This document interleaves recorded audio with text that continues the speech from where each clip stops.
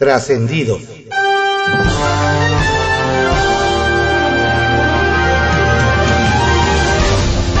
Continuamos con la audiosíntesis informativa de Adrián Ojeda Román, correspondiente al lunes 14 de agosto de 2023. Demos lectura a algunos trascendidos que se publican en periódicos de circulación nacional. Templo Mayor, por Fray Bartolomé, que se publica en el periódico Reforma. Se acerca el fin del corcholatón, la loca carrera de las corcholatas morenistas, y seguramente el más decepcionado de todos debe ser Andrés Manuel López Obrador. Como suele suceder en este gobierno, el presidente tiene una idea en su cabeza, suena grandiosa, pero la realidad se empeña en llevarle la contraria. Y justo eso pasó con la contienda entre Claudia Sheinbaum, Adán Augusto López, Marcelo Ebrard y 3 colados más. Según lo que él mismo decía, el presidente se imaginaba a sus hijos políticos recorriendo el país, prácticamente a lomo de burro, como cuando Jesús entró triunfante en Jerusalén. Más territorio y menos escritorio, predicaba. Pero las cosas no salieron así, pues la contienda interna se convirtió en realidad en una competencia por ver quién gastaba más dinero en promocionarse. Sin duda, Adán Augusto y Sheinbaum se llevan por mucho la medalla al derroche. Lo que también faltó en el proceso morenista fue el pueblo sabio. Probablemente AMLO se imaginaba las multitudes saliendo a recibir a sus corcholatas. Pero lo que se vio fue justamente aquello que dijeron que combatían: el acarreo y la compra de conciencias mediante los distintos grupos clientelares en los estados. Así pues, quedan solo 20 días de este show, cuyo desenlace parece estar decidido hace mucho tiempo. Vaya. El gobierno del sustituto Martí Batres salió a negar que le hayan esquilmado a los trabajadores sindicalizados parte de sus ahorros. Pero, ¿qué creen? Que justamente hoy habrá una manifestación de esos empleados capitalinos que supuestamente no han sido estafados. Los dirigentes de los inconformes están citando a sus agremiados al Zócalo a las 16:30 horas. Según advierten en su convocatoria, las autoridades están saliendo con todo tipo de pretextos para justificar lo que nos hace falta. De acuerdo con los cálculos de los propios trabajadores del gobierno de la Ciudad de México, a cada uno les deben por lo menos 2,426 pesos, lo cual se convierte al final en una suma millonaria. Extrañamente, la administración capitalina quiso desmentir que exista ese faltante, pero se preocupó más en limpiar la imagen de Claudia Sheinbaum que en explicar dónde quedó la bolita del dinero que no aparece. Con eso de que Martí Batres fue un alumno de René Bejarano, no vaya a ser que le esté aplicando el tradicional diezmo que acostumbran en su secta, en su grupo político. Vistas las extrañas y millonarias compras del Seguro Social a empresas de muy dudosa operación, da la impresión de que el único elevador que sirve en el IMSS es el que está llevando a Zoé Robledo a la gubernatura de Chiapas. Bajo reserva, que se publica en el periódico El Universal. Se le acaban a la SEP los pretextos para esconder información sobre los libros de texto. Como recordará, la Secretaría de Educación Pública reservó por 5 años la información de las asambleas para consultar la reforma a los planes de estudio y los libros de texto gratuitos para el próximo ciclo escolar 2023-2024, con el argumento de que los datos sobre estos encuentros podrían obstaculizar la producción de los nuevos materiales. Nos hacen ver que los libros de texto ya fueron impresos por el gobierno, por lo que el proceso ha concluido, y no hay pretexto para que dicha información siga en la opacidad. Habrá que ver si la dependencia a cargo de la maestra Leticia Ramírez mantiene la información bajo llave o se decide a hacerla pública. ¿Qué habrá de impublicable en esos expedientes? Duda sobre la encuesta del Frente Opositor. Desde el pasado viernes, el Frente Amplio por México inició su proceso de encuestas para definir a los 3 finalistas que aspiran a la candidatura presidencial de oposición. Nos recuerdan que el miércoles el comité organizador dará a conocer a los 3 perfiles mejor posicionados entre la ciudadanía. Sin embargo, nos comentan que un tema que ha estado generando inquietud de algunos de los participantes es que no se sabe qué empresas serán las encargadas de realizar las encuestas. Algunos ya ven venir que apenas se publiquen los resultados podría haber sentidos reclamos de quien quede fuera y argumentar falta de claridad en el ejercicio. En la primera etapa hubo 3 inconformes con los resultados y esta semana se podría sumar a alguien más a la lista. Los nuevos spots de AMLO. El presidente Andrés Manuel López Obrador comenzó desde el pasado miércoles con la grabación de sus spots con motivo de su 5º informe de gobierno para el próximo 1 de septiembre. Como la pobreza franciscana lo marca, en lugar de sets o grandes producciones, el mandatario ha optado por grabar estos anuncios en Palacio Nacional. Las cámaras y luces se colocan cerca del jardín de la Emperatriz, donde el mandatario, en menos de 1 minuto, presume los logros de su gobierno en materia de programas sociales, salud, educación, economía y seguridad. Los mensajes no solo servirán para informar a los ciudadanos, además serán insumos para que las corcholatas presidenciales alineen sus discursos para hablar de los logros de la autollamada Cuarta Transformación y la conveniencia de dar continuidad al proyecto.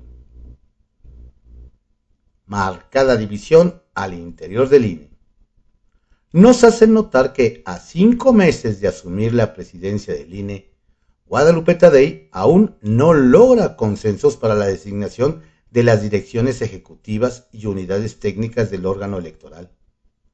Ahora se suma a los pendientes la vacante en la dirección ejecutiva de administración, cuyo titular Ignacio Ruelas presentó su renuncia por problemas de salud. Mientras se busca un acuerdo entre consejeras y consejeros, se nombrará a un encargado de despacho. Sin embargo, nos recuerdan que siguen sin titular en varias áreas clave, como la Secretaría Ejecutiva y la Dirección de Comunicación Social. ¿Logrará doña Guadalupe los acuerdos antes de que inicie el proceso electoral 2024? Se preguntan algunos en el INE. Línea 13, que se publica en el periódico Contrarréplica. Regular Home Office. La Comisión de Asuntos Laborales, Trabajo y Previsión Social del Congreso de la Ciudad aprobó un dictamen que reforma la Ley Federal del Trabajo y la Federal de los Trabajadores al Servicio del Estado y del Seguro Social. La propuesta pretende que a aquellas personas que estén bajo el esquema de home office se les garanticen los derechos de aislamiento, desconexión, que cuenten con garantías de seguridad de sus datos virtuales, es decir, condiciones de ciberseguridad, entre otras cosas. La diputada Alicia Medina dijo que en caso de que el Pleno lo apruebe, el dictamen será enviado al Congreso de la Unión y se integrará por 12 propuestas de congresistas de diversos grupos parlamentarios. Se apuntan en la oposición. Una nueva aspirante se suma a la búsqueda de obtener la nominación de la jefatura de gobierno de la Ciudad de México por la oposición. Se trata de Mariana Moguel, quien este fin de semana, acompañada de Cecilia Soto, Ramón Sosa Montes y de su madre Rosario Robles, la expresidenta del PRI en la capital, levantó la mano porque me inscribiré al proceso para ser la candidata a la jefatura de gobierno de la Ciudad de México, dijo Moguel Robles, quien precisó que esperará la emisión de la convocatoria respectiva. Dijo que uno de los temas que impulsará será la asignación de mayor presupuesto a las alcaldías y que ayudará a las mujeres privadas de la libertad injustamente y a aquellas que pasan años en reclusión sin una condena. Carrera Ponte Pilas sumó 4,000 participantes. El Instituto del Deporte, Indeporte, informó que 4,000 personas participaron en la carrera Ponte Pila, Aragón 15 kilómetros, que se celebró este domingo a 2 semanas del Maratón de la Ciudad de México Telcel 2023.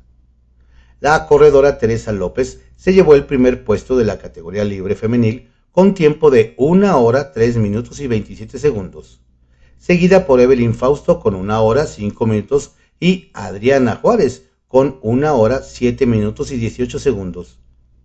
Quienes ocuparon el segundo y tercer lugar en el podio, por su parte Andrés Contreras logró el primer lugar en la libre varonil, al cronometrar 51 minutos con 53 segundos. Ángel Fernández y Giovanni Martínez ocuparon el segundo y tercer puesto con 52 minutos 57 segundos y 53 minutos 56 segundos respectivamente. El Caballito, que se publica en el periódico El Universal. A una semana de la muerte de Íñigo, ¿qué pasa con el Black Royce? Ayer se cumplió una semana de la muerte del empresario Íñigo Arenas, quien, según la Fiscalía Mexiquense, murió ahogado tras ser drogado por personal del antro Black Royce en Naucalpan. ¿Cuál es la situación legal del bar? Nos comentan que sigue cerrado, asegurado por la Fiscalía General de Justicia del Estado de México, y tiene suspensión de actividades por parte del Instituto de Salud Mexiquense. El paso que falta, nos dicen, es saber si el ayuntamiento que dirige la panista Angélica Moya, lo clausurará, pues ha señalado que era muy problemático. Encuentro de corcholatas para Iztapalapa. Nos cuentan que ayer, durante la inauguración de la tercera etapa del Parque Cuitláhuac, se juntaron 2 de las corcholatas de Morena que suenan más fuertes para buscar retener la alcaldía de Iztapalapa el próximo año. La diputada federal Aleida Alavés y la líder de los morenistas en Donceles, Marta Ávila. Ambas legisladoras, una federal y otra local, estuvieron en el presidium, pero no junto al jefe de gobierno Martí Batres ni a la aspirante a la jefatura de gobierno y actual alcaldesa Clara Brugada. Lo que no se supo es si el acomodo en el presidium se dio por protocolo o para evitar señales de preferencia entre los guindas. Semovi sigue impulsando los corredores de transporte. Le decimos que en la Secretaría de Movilidad, de la que está a cargo Andrés Layuz, no quitan el dedo del renglón y continúan con la política de construir los corredores de transporte. Es decir, que salgan de circulación los viejos microbuses y sean relevados por nuevas unidades.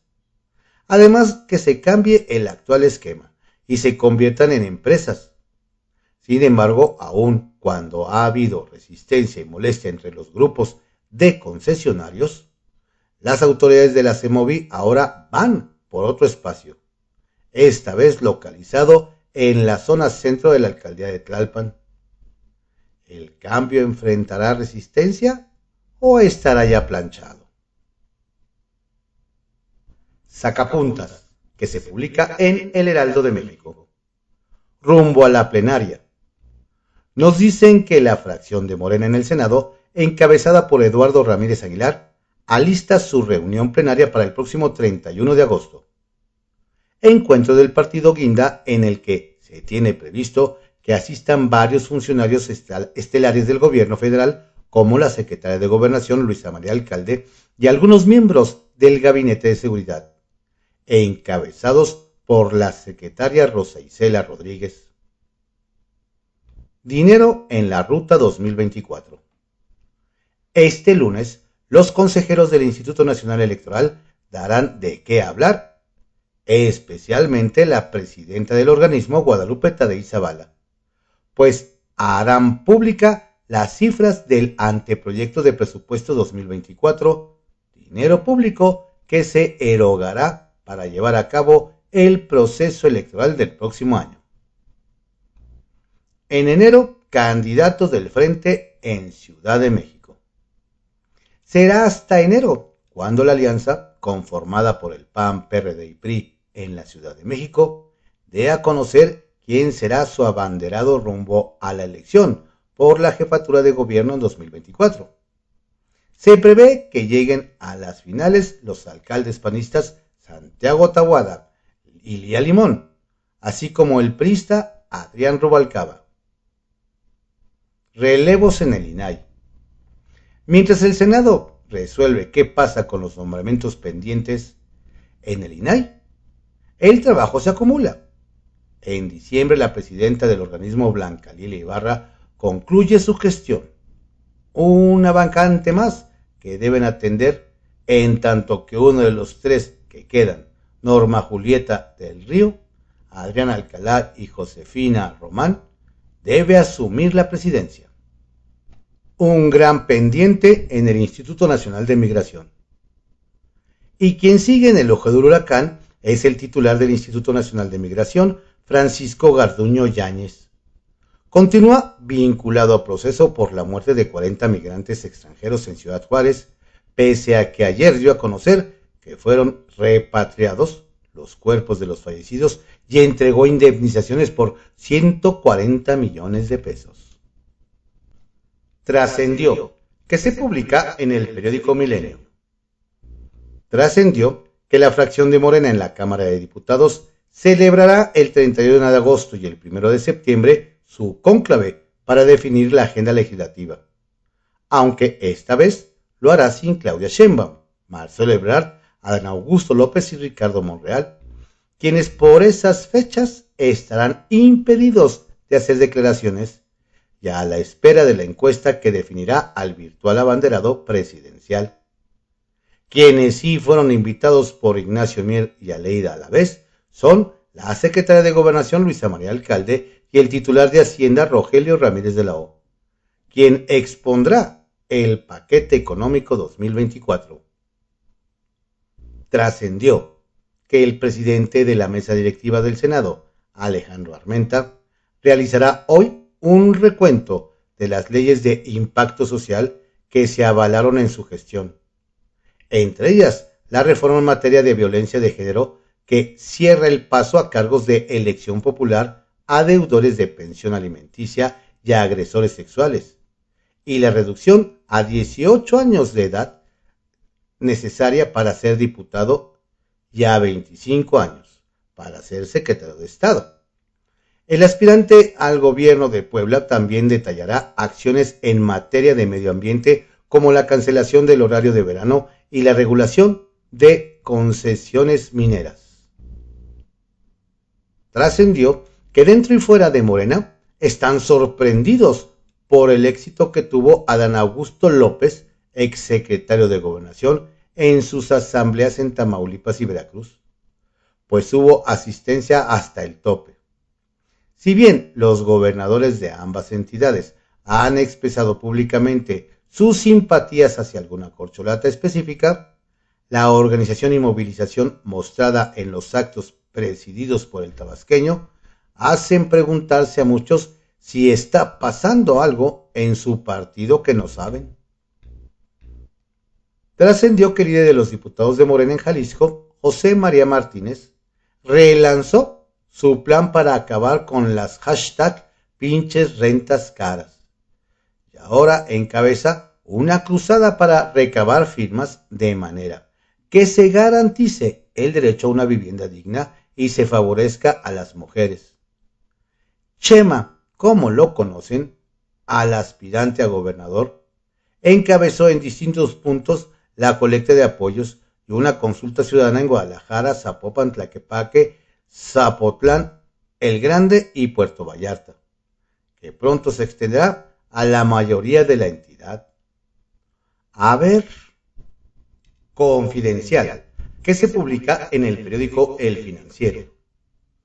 Duras críticas a AMLO desde Ecuador. A ver qué dice el mandatario mexicano del video que circula en redes en el que el candidato presidencial asesinado en Ecuador, Fernando Villavicencio, advertía que nosotros no vamos a permitir que el crimen organizado manejado por estas escuelas de sicarios de Colombia y México sigan cobrando víctimas inocentes en esta patria. Pero el malogrado aspirante fue más allá y sentenció que el señor Manuel López Obrador encare su problema con las mafias allá, en ese país, donde gran parte de la clase política ha sido financiada por el narcotráfico. Ya la semana pasada AMLO dijo que en tiempos electorales se inventan muchas cosas de manera muy sensacionalista. Que no extrañe que acuse al movimiento Construye de ser conservador. Mancera a aportar su experiencia. Cuentan en Va por México que se avanza bien en convencer al senador Miguel Ángel Mancera de permanecer en el frente. Todo indica que, dada su experiencia, el ex jefe de gobierno de la Ciudad de México se incorporaría al grupo de expertos que coordina José Ángel Gurría, desde donde hará sus aportaciones para la construcción de un plan de gobierno de coalición, desde luego para la Ciudad de México. ¿Y Silvano Aureoles? Es el más empeñado en romper con el FAM, aunque Jesús Zambrano asegura que se quedan. Falta ver qué tan convencidos quedan los periodistas después de escuchar al comité organizador. Los números del INE. El INE de Guadalupe Tadei presentará hoy su propuesta de presupuesto. Veremos si el anteproyecto trae un toque de austeridad republicana, como se aplica en el gobierno federal, para marcar una distancia de la era del derroche de Lorenzo Córdoba. De ser así, la propuesta deberá ser menor a 17.426 millones de pesos, a pesos constantes, cantidad que ejerció el instituto en 2018 cuando se realizó la última elección presidencial. Unidad del FAM a segunda prueba. Y si el PRD no soportó verse fuera de las taparroscas, esta semana el Frente Amplio enfrentará una segunda prueba de su unidad. Y es que pasada la fiebre de las 150,000 firmas, del 11 al 16 de agosto ya se realiza la primera encuesta y se eliminará a uno de los 4 finalistas.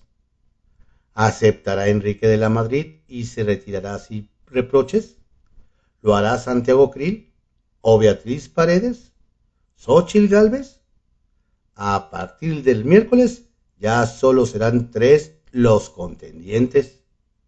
Ya veremos. Usuarios en riesgo por una falla más del metro.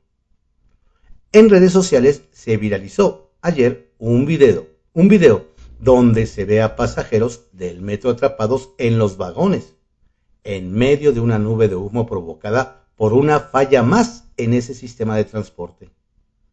El percance habría ocurrido el sábado pasado en la estación Universidad de la línea 3. Mientras el humo se expandía dentro de los vagones, las puertas de estos se bloquearon. Hubo escenas de pánico. Algunos hombres, como pudieron, forzaron las puertas para escapar de una situación de alto riesgo. Varias personas resultaron intoxicadas por inhalación de humo. Y la pregunta sigue siendo, ¿cuántas tragedias más deben ocurrir para que se arreglen los problemas de seguridad en el metro? Policías capacitados para asaltar en carreteras. Los asaltos que los mexicanos sufren en la red de carreteras del país son en esta administración más comunes que lo que se reporta. De hecho, aunque reconocen el problema, no hay cifra oficial. Las denuncias son recurrentes sobre los asaltos por parte de sujetos que usan patrullas, uniformes e incluso protocolos de los uniformados. Hace una semana la policía de Hidalgo detuvo a 6 integrantes de una banda. Dijo que eran falsos policías, lo cual no quiere decir que estos o sus cómplices, aún libres, hayan pertenecido a una corporación donde, con recursos públicos, habrían recibido capacitación que usan para asaltar. Desde las cloacas, por El Duende, que se publica en el periódico La Razón. Conalitec, otra vez. Decía mi abuela, don Dinea, te puedes colgar pero no te puedes columpiar. Y en la SEP se están colgando del debate de los libros comunistas y se están columpiando de la opacidad que involucra una millonada. Les cuento. Al buzón de quejas y sugerencias que tenemos habilitados en el Castillo, llegaron algunos documentos que muestran que la Comisión Nacional de Libros de Texto Gratuito, Conalitec, que depende de la secretaría que encabeza Leticia Ramírez, tiene que aclarar gastos por 132.4 millones de pesos. ¿Pero qué cree? Para hacerlo, solo cuentan con copias fotostáticas de contratos y facturas ilegibles. No sé por qué me llega un olor a claveles. Se trata de al menos 15 contratos para la adquisición de servicios de maquila del ejercicio 2019. Es decir, de hace 4 años. O sea, ya en la administración del presidente López Obrador. Una investigación interna advierte que la documentación en copias fotostáticas no permite identificar la autenticidad de la información contenida en las cotizaciones de los proveedores, misma que sirvió para adjudicar, léalo bien, de manera directa los contratos. En al menos 11 casos se revela que hay copias ilegibles y no se supervisó que se contara con la información original que solicita la ley. Contrataciones realizadas por un monto de 132.457.770 pesos que no cuentan con documentación original, sin que sea posible identificar su correcta asignación al proveedor con las mejores condiciones para el Estado, señala a letra dicha investigación interna. Se solicitaron los expedientes originales para cotejar las copias que eran ilegibles. Sin embargo, se identificó que los expedientes contenían información que se presume es copia fotostática, por lo que no fue posible identificar la información contenida en las cotizaciones de los proveedores que sirvió para adjudicar los contratos. Se lee también textual en el expediente todo esto sin mencionar que otros archivos están incompletos. La conclusión es que los procesos de adjudicación directa, número de expediente, carecen de los principios de imparcialidad, honradez y transparencia que rigen las adquisiciones y arrendamientos de bienes y contratación de servicios. Es decir, todos los principios que supuestamente enarbola a diario la llamada Cuarta Transformación. Me cuentan mis fuentes en estas cloacas que no es la primera vez que sucede, pues las investigaciones por irregularidades en Conalitec se van acumulando año con año. Existen decenas de contratos con inconsistencias que podrían desencadenar en un escándalo para la 4T y para el inquilino de Palacio Nacional, quien desde luego se va a mantener con el argumento de que ya se acabó con la corrupción. Lo cierto es que en Conalitec hay un gran desaseo en la integración de los expedientes de contratación de servicios, cotizaciones en copias sin firma, sin fecha, en hojas sin membrete de empresa, de productos no solicitados, entre otras muchas irregularidades más. Anomalías millonarias con cargo al erario público. Pienso que lo primero que se debería de enseñar en los nuevos libros de texto es que no es bueno mentir, que no es bueno robar y que no se debe traicionar las arcas del pueblo. En fin. Estos fueron algunos trascendidos que se publican en periódicos de circulación nacional en la audiosíntesis informativa de Adrián Ojeda Román, correspondiente al lunes 14 de agosto de 2023. Tenga usted un excelente día y una estupenda y fructífera y saludable semana. Lo invito a que escuche la voz. audiosíntesis informativa en las diferentes plataformas como Amazon Music, Spotify y iHeartRadio, entre otros. Saludos cordiales de su servidor, Adrián Ojeda Castillo.